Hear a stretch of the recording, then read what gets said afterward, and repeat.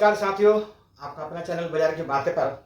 तो आइए समझते हैं कि आज दिन भर निफ्टी में किस प्रकार से ट्रेड हुआ और आने वाला कल एक्सपायरी है निफ्टी में, तो किस प्रकार से और किस लेवल तक संभव है ट्रेड होने का।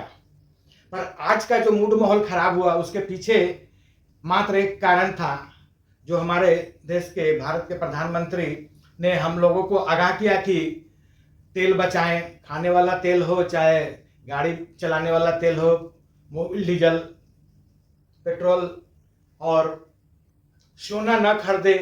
सोना का दाम हो सकता है कि और भी नीचे आ सकता है। तो आगाह तो जरूर किए, बाजार में सेलिंग प्रेशर लगभग दिन भर रहा, पर स्मार्ट प्लेयर जो है इन सभी बातों को किस प्रकार से लेंगे यह समझना बड़ा मुश्किल है किसी के लिए भी। हो सकता है कि आने वाला दिन में कुछ बड़ा घटना घट जाए जो उन्हें दिख रहा है। युद्ध भी अभी सही तरीका से यदि देखा जाए तो बंद नहीं हुआ है। ऐसा नहीं कि रिटर्न में ऐलान हो चुका है कि अब आगे युद्ध नहीं होगा, तो कहना मुश्किल है किस ओर बाजार जाएगा। पर कैंडलस्टिक के हिसाब से बाजार में सेलिंग प्रेशर है। अभी कल भी गिरावट के लिए हो सकता है कि थोड़ा पॉसिबल हो।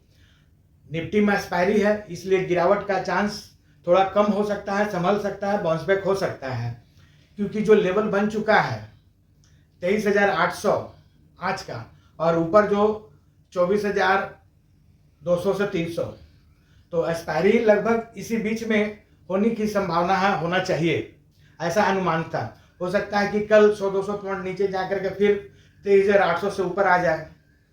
तो कहना मुश्किल है कि किस लेवल पे परफेक्ट एक्सपायरी होगा, क्योंकि आज का जो सीन था फ्राइडे के हिसाब से मार्केट पॉजिटिव होना चाहिए था, पर बीच में ही ऐसा बयान आ गया कि यहाँ सेलिंग प्रेशर बना रहा दिन भर और लोग दिन भर बेचते रहे। बल्कि सोने के साथ ऐसा स्टेटमेंट आया, पर सोना में बहुत ज़्यादा आज अभी तक गिरावट नहीं हुआ था। हो सकता है कि आने वाला समय में दिखे उसमें गिरावट। तो उन्होंने यदि ऐसा बताया है तो इसके पीछे कुछ ना कुछ तो जरूर रीजन होना चाहिए, होगा। खैर, तो आइए क्या लेवल पे बाई किया जाए, सेल किया जाए, नहीं किया जाए इस जगह पे। तो इस जगह पर तो आप लॉन्ग टर्म के लिए यदि इन्वेस्ट करते हैं तो नो प्रॉब्लम, कोई प्रॉब्लम नहीं है। हो सकता है कि क्षणिक कुछ गिरावट हो, पर धीरे धीरे बाउंस बैक हो सकता है बाजार। आज जो गिरावट हुआ बैंक निफ्टी में, इसके पीछे 2 दिन से जो बड़ा गिरावट हो रहा है एसबीआई में। 2 दिन में एसबीआई लगभग 150 पॉइंट से ज्यादा गिर चुका। अब उसका ग्राफ में भी दिख रहा है कि एसबीआई का ग्राफ में कि लगभग हो सकता है कि 800 तक संभव हो, पॉसिबल हो, पर कोई जरूरी नहीं है। यह आपके केवल एजुकेशन और नॉलेज पर्पस के लिए बताया जा रहा है कि कैंडलस्टिक के हिसाब से अभी जो दिख रहा है एसबीआई में गिरावट 800 तक संभव है। बैंक निफ्टी भी बहुत ज़्यादा हो सकता है कि ऊपर ना जाए, पर बैंक निफ्टी में तो और भी सारे बैंक हैं, यदि उनमें अच्छा काम होता है तो हल्का फल्का ऊपर भी जा सकता है। तो आइए लेवल समझते हैं कि कल के लिए क्या संभव है। तो सबसे पहले निफ्टी में, निफ्टी यदि नीचे जाता है तो इस जगह से पहला जो सपोर्ट मिलेगा 23,550, और उससे नीचे गया तो 23,480 दूसरा सपोर्ट।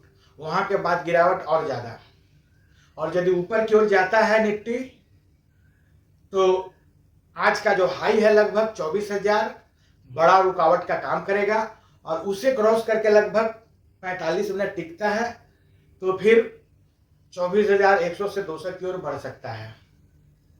आइए बैंक निफ्टी को समझ लें। बैंक निफ्टी में भी उसी प्रकार सेलिंग प्रेशर बना हुआ है। तो बैंक निफ्टी यदि नीचे की ओर जाता है तो सपोर्ट, बड़ा सपोर्ट है 54,000, बड़ा सपोर्ट है बैंक निफ्टी में, और उससे नीचे जाता है तो फिर 53,500 दूसरा बड़ा सपोर्ट का काम करेगा, और उससे नीचे गया तो फिर गिरावट और गहरा सकता है। और यदि बैंक निफ्टी ऊपर की ओर जाता है तो 55,000 पहला रुकावट, और 55,000 से ऊपर यदि टिक जाता है 45 मिनट तो फिर बैंक निफ्टी में और भी तेजी संभव है, जो बैंक निफ्टी को 55,500 की ओर लेके जा सकता है। पॉइंट को मार्क कीजिए, ट्रेड कीजिए।